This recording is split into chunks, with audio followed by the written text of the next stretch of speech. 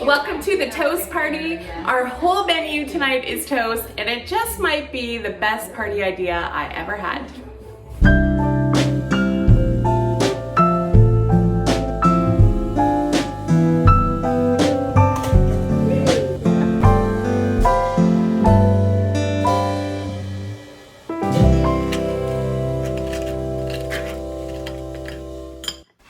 Come behind the scenes with me while I set up this month's party.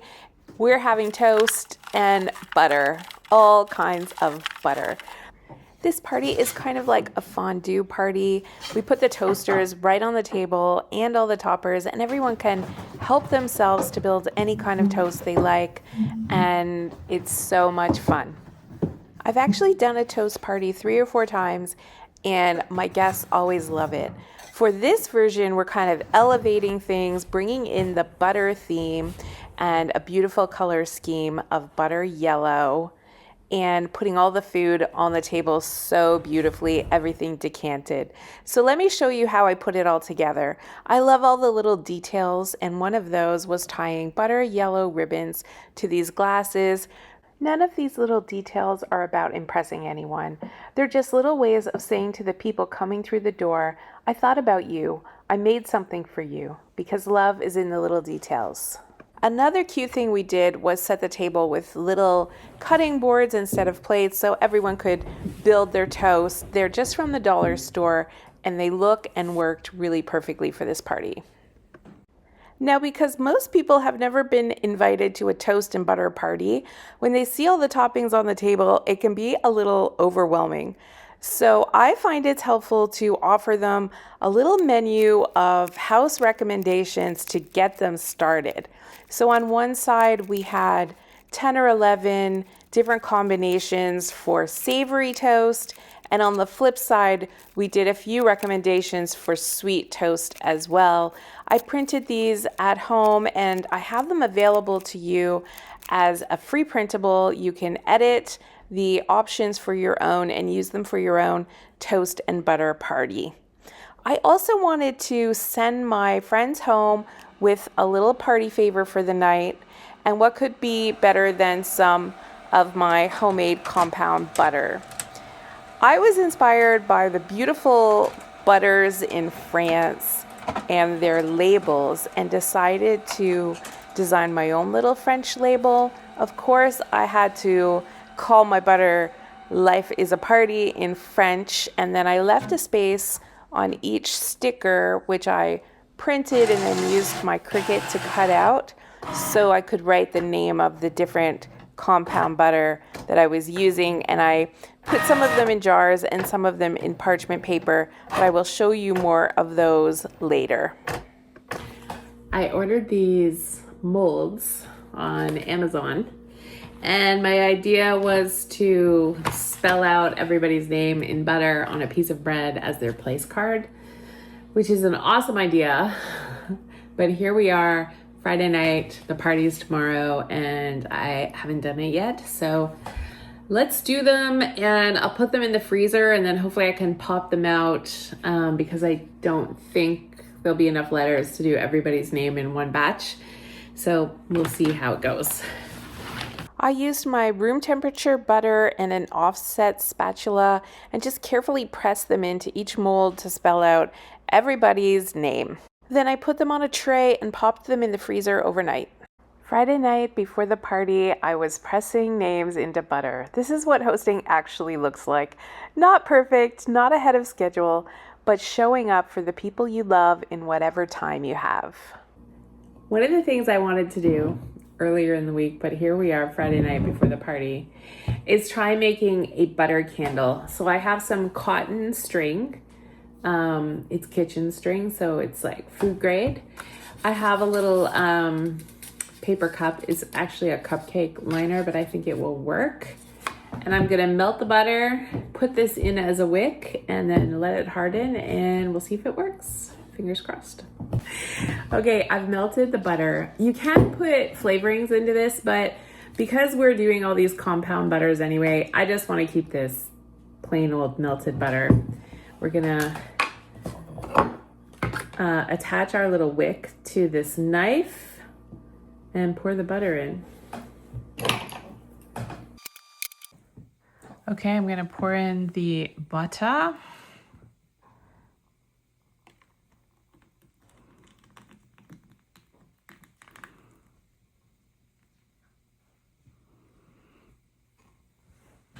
I'm gonna set this in the fridge to set overnight, and tomorrow we're gonna have a butter candle. One of the last jobs we did last night before going to bed was do our butter molds, and I'm like, hopefully they pop out. So let's see how they come out.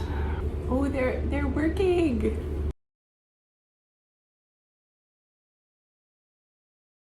I'm really pleased with these, really happy.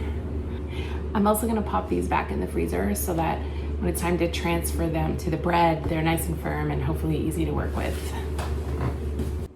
These were such a fun detail for this party. I love how they turned out. I wanted to have all the toast toppings out on the table, but I didn't want to have ugly mismatched jars of peanut butter and all the other toppings. So my solution was to decant everything into these really cute little mini mason jars, and then so that people could know what was in the jar, I just wrote out these little labels and I attached them with some miniature wooden clothespins, which looked adorable on the table and worked really well. Okay, it's time for the unveiling of the butter candle.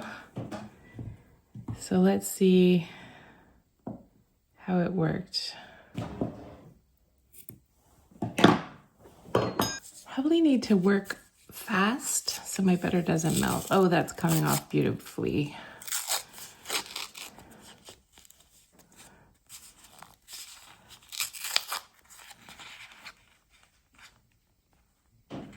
Oh, it's not quite set perfectly at the bottom. I mean, I think it'll still work, but maybe that's like the milk solids because I melted the butter. But we'll just set that into the bread and hopefully it'll work perfectly. So I had this idea to make some candle holders out of baguettes. So I've got some baguettes. I'm gonna slice it. And my idea is that they'll stand up this way and the candle will be in the top. You see this is on a slight angle.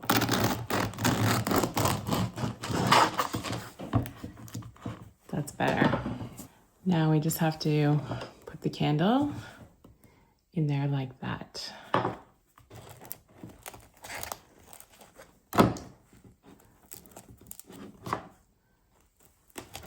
Oh yes, yes, that looks good. Let's see if it'll stand up. I think we just about got it. I can make some adjustments on the table. So I'm gonna make a few more of these in different heights.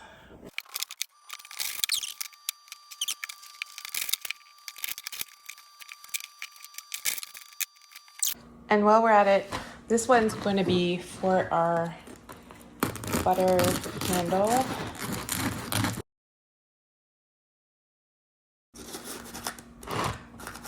Okay, all set for the butter candle to slide in there and melt, and then we can eat this bread. Remember those party favors I mentioned? I was inspired by the beautiful butters I found in France. The careful wrapping, the handwritten labels, the sense that someone had made something with care just for you. This is what I wanted my friends to feel taking these home. You can make your Paris moment anywhere. Well, here I am writing the names of the different butters onto my sticker labels I made, and then wrapping up some small portions of the compound butters in some parchment paper. This is the strawberry butter, and it was so beautiful and pink.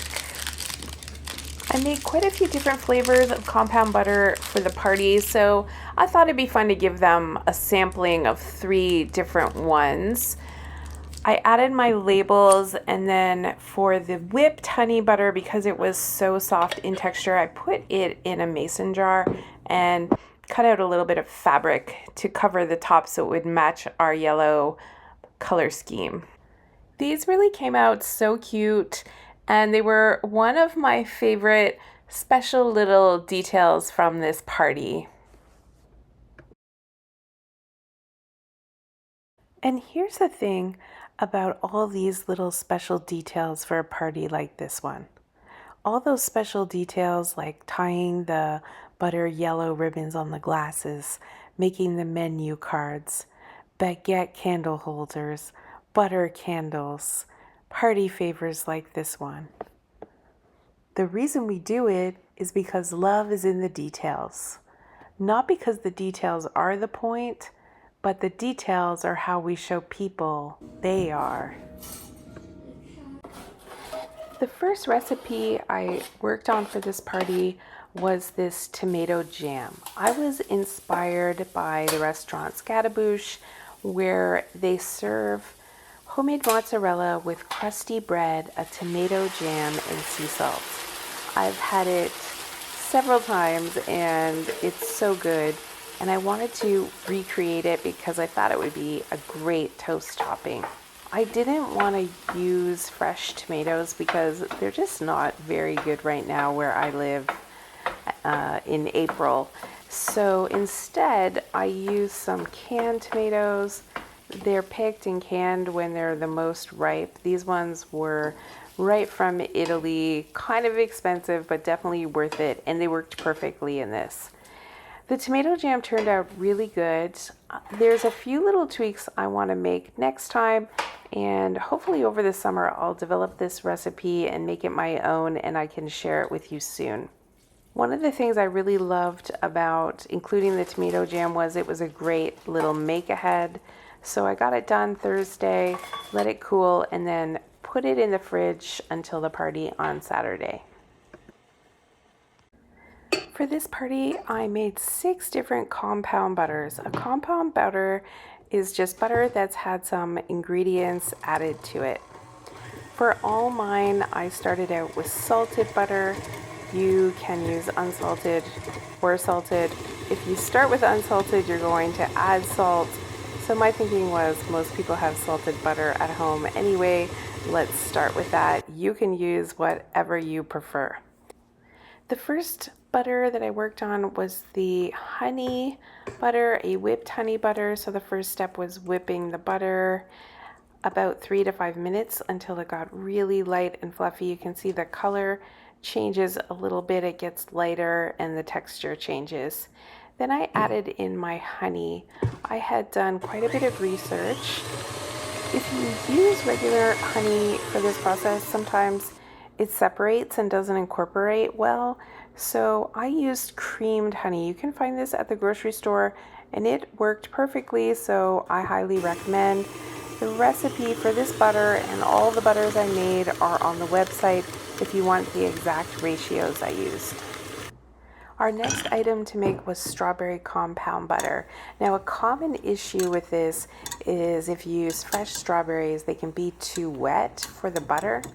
So we developed a recipe using frozen strawberries, but we cooked them down, mashed them to make them into almost like a strawberry jam, and just kept cooking until it was nice and dry and a really thick texture.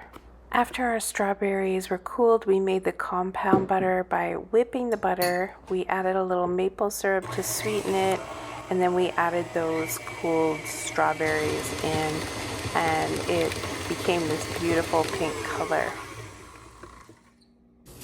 I love hosting parties. I love working on all the party details. I love doing all the cooking for the party. I even love the blogging side of developing recipes and photographing them and filming them. But the one part I don't love is cleanup at the end of a big shooting day. Oh well, it's just part of the job. Friday morning, I started out with a grocery store run, found these beautiful tulips for my table. and then went searching for all the different breads to go with the compound butters. Shout out to the lady at Cobb's who helped me make some great choices. I can't believe it's already Friday afternoon. So we got 2 butters made yesterday. We've got 4 more butters to make this afternoon. And there's a bunch of other details for the party that need to come together. There is lots to do and it feels like not enough time. So let's go. First up, roasting this garlic so it can get roasted and then cool down before we put it in the butter.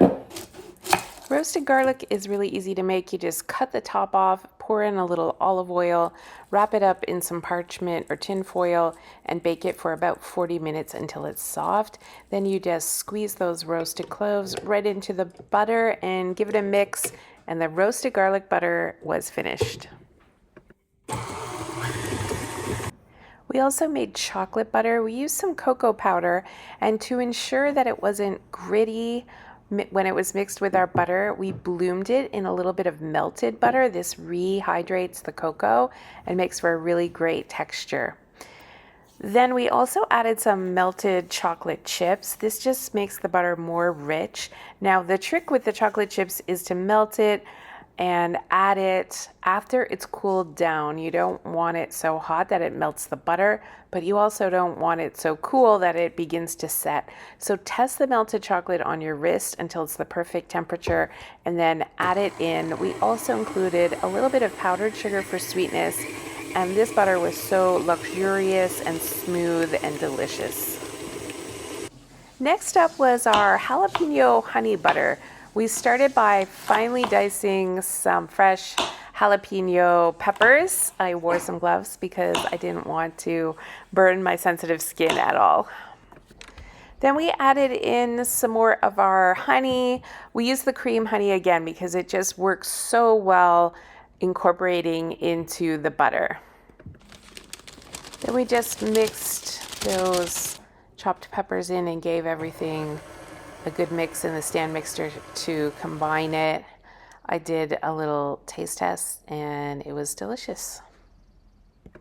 I also baked some cornbread. I used my regular recipe but did it in a loaf pan so it could fit in the toaster.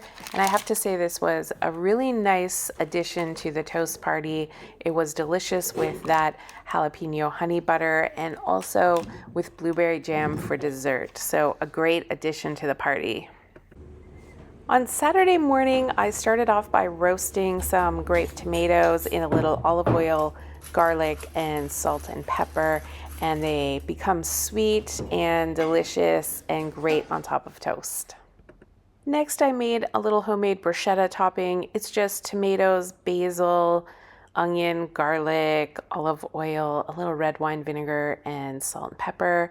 I mixed that together and popped it in the fridge until party time. My husband is kindly washing my mushrooms for me. I am realizing that I maybe went slightly overboard with the food for 6 people, but we'll have some leftovers. These sauteed mushrooms are going to be a toast topper, so I'm going to slice them and cook them with a little bit of onion, a little bit of garlic, and some olive oil, and they're really good with the steak or with like the Boison cheese. I mean, they're just really good. So the roasted tomatoes are done, just came out of the oven. I'm about to saute my mushrooms with garlic and a little bit of thyme, and I've got my bacon ready to fry up as well. I just cut the slices in half so they're a little more manageable for the toast. Then I was ready to decant all the little toppings into my little mason jars. So I put all the butters in there that I made. I also put the peanut butter, pistachio butter, Nutella butter, all the jams, honey, salts, everything, bagel seasoning. Basically everything that needed to be in a container went into one of these little mason jars. And then I used these adorable little wooden clothespins and the tags I made earlier to mark what everything was. And they were ready to look beautiful on our whole toast topping grazing table that we set up in the dining room for the party. Finally, it was time to set up the main table. I had a vision of setting this up with all the food spread out along the middle, like a grazing table of toast toppings and breads, and then the toasters on either end so everyone could reach all the different toppings and the toasters easily. I really love how this turned out. I started out by doing 3 layers of parchment paper just to protect the tablecloth, and then I started bringing in all the toppings, so all the butters and things that we had put in the little mini mason jars, and then some of the other toppings like our roasted tomatoes and mushrooms. There were hard-boiled eggs and bacon, and we also grilled some flank steak, which was everyone's favorite topping. There was also some fresh things like avocado and salad greens and strawberries and bananas. And then I filled in any gaps with all our different kinds of bread. I don't think I can even remember them all, but we had sourdough, brioche, whole wheat oat bread, my cornbread that I made. I had also made some scones, so I put some of those on the table.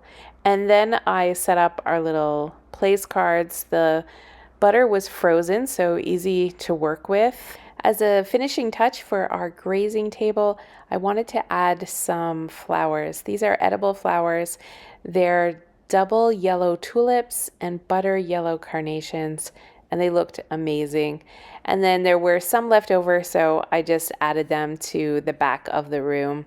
The table turned out amazing. I couldn't have been happier with how it all looked. We had some extension cords for our toasters, and just remember that if you plug them all in at the same spot, you'll blow a fuse. So you need some extension cords to bring them to different rooms. For weeks, this table idea only existed in my imagination. It was a feeling I was chasing, an image I had in my own mind, and then it became real. This is one of my favorite moments in hosting, when the imagined thing becomes an actual thing. When you walk into the room and the vision is standing there ready to meet you, brought to life. Then it was time to light the candles, including the amazing butter candle. And we were all set to welcome our guests. I asked my guests to wear butter yellow, and they nailed it. You look like sunshine. Hello. Hello. Tonight's the night. It's toast night. My guests are in the other room. The table is set. The candles are lit, including the butter candle, and we are ready to make all the toast. Oh my goodness. Oh, look at that. That is amazing. She's cute. All right. Oh, I love it. Oh yeah. Very clever. Delightful. And then it was time to make all the toast.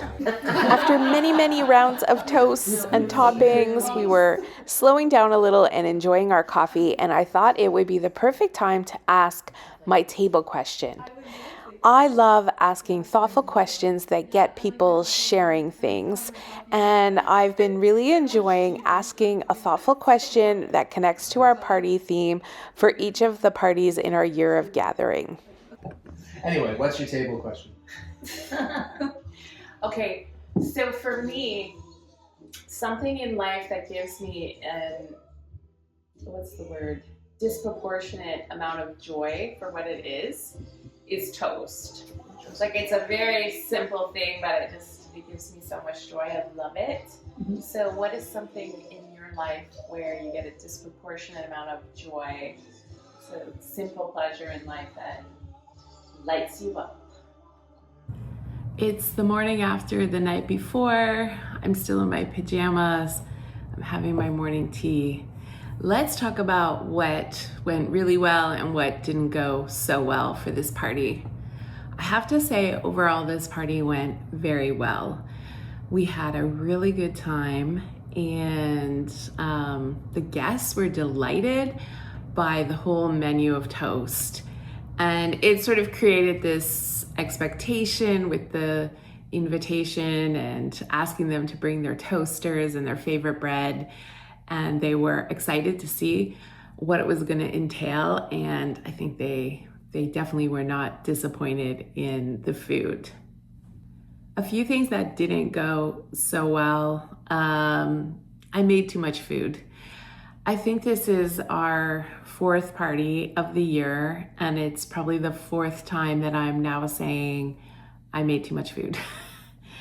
I like to have lots, make it feel abundant, but I'm gonna try for the next one to scale it back a little bit. There were food items that didn't even get touched. There was, I think, 5 kinds of cheese. For 6 people, that was maybe a bit much. Along with having too much food, there were a couple other small misses for the party.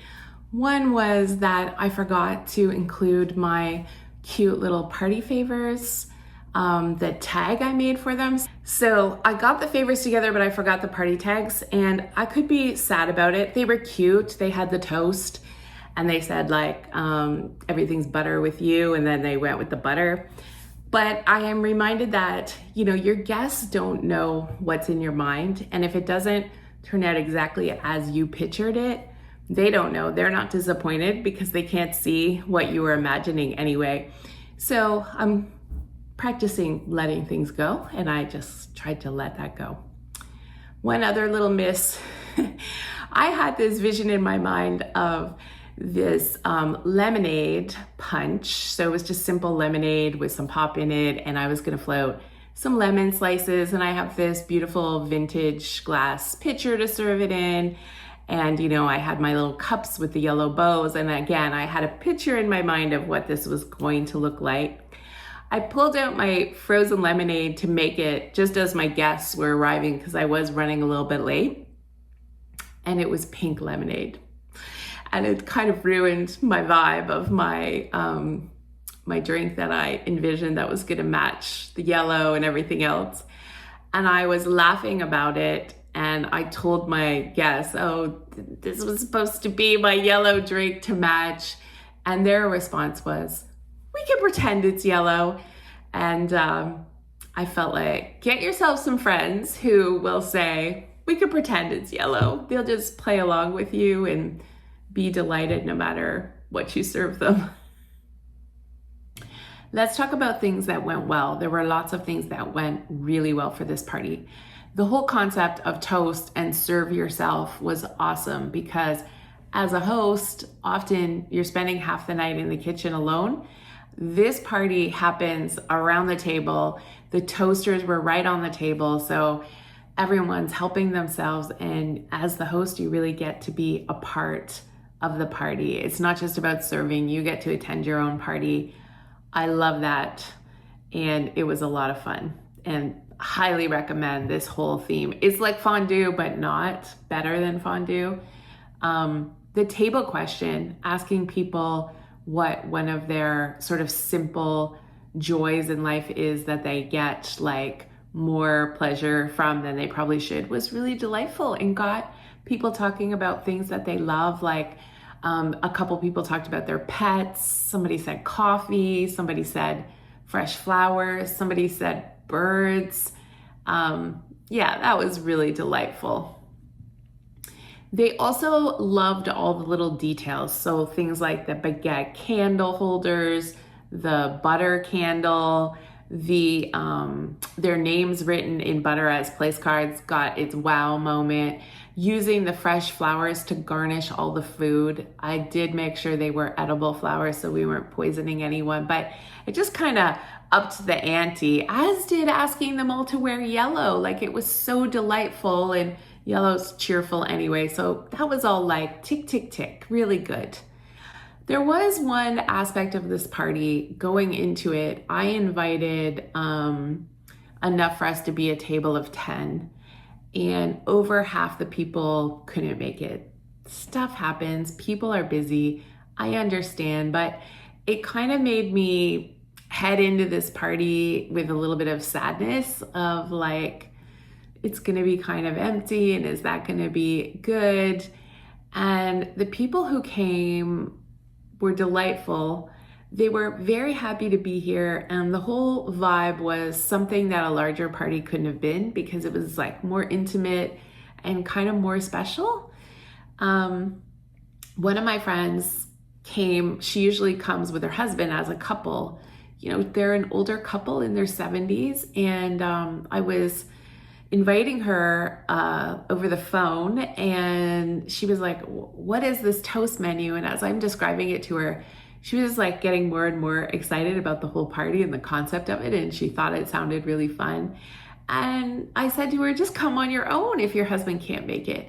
And she did. You know, she went out of her way to just come on her own, and that was like very appreciated by me, especially when some other people couldn't make it. It was extra special that she went out of her way to come even on her own. And also, one of my daughters, who is in the middle of exam period right now, came home on the bus Friday, like a 3-hour bus ride, to come and be at my table because my table was feeling a little small. And that meant the world to me. My husband got up at 6 this morning to drive her back. She's in the middle of studying and things. She really just came for the dinner, and that meant the world to me. It is sad sometimes when people can't make it, but it just made me kind of appreciate even more those who were around my table, and that was a little bit of magic for me. As a blogger, sometimes I'm staging parties that are photo shoots and not actual parties. And I really didn't want this series to be that. I really needed this whole series to be about real parties. And on one level, that's really challenging because you still have to do a photo shoot for the blog, and then you're serving for real people. But I think that really created the disappointment when a lot of friends couldn't make it. And the people who were here made this a real party for me. And they were so enthusiastic about being here and thanking me for how beautiful the table was and all the little details. And, you know, one of them even took the menu home as a memento of the night. And just all those things are really special to me. And I don't take for granted that people want to hang out with me and eat my food and come to my party and join my table. And the fact that they were here and they made it magical and joyful. Any little bit of sadness that I had carried prepping this party, that little disappointment in who wasn't going to be here, was forgotten by my friends who were here, really showing up, wearing yellow, bringing their toasters, being so happy with all the toast components, joining in on the table question and answer, and just making the night magic for me, really. They were delighted by their little party favors. It was just a really nice evening, and I highly, highly recommend doing a toast party. Asking friends to bring toasters and just having toast for your whole menu. It will surprise your friends in a delightful way. One little funny element of this party, I was fortunate enough to be in Europe last year, and I wanted to get some French butter. We weren't going to be in Paris, so I couldn't go to the famous grocery store where you get it all in different flavors and wrapped in parchment.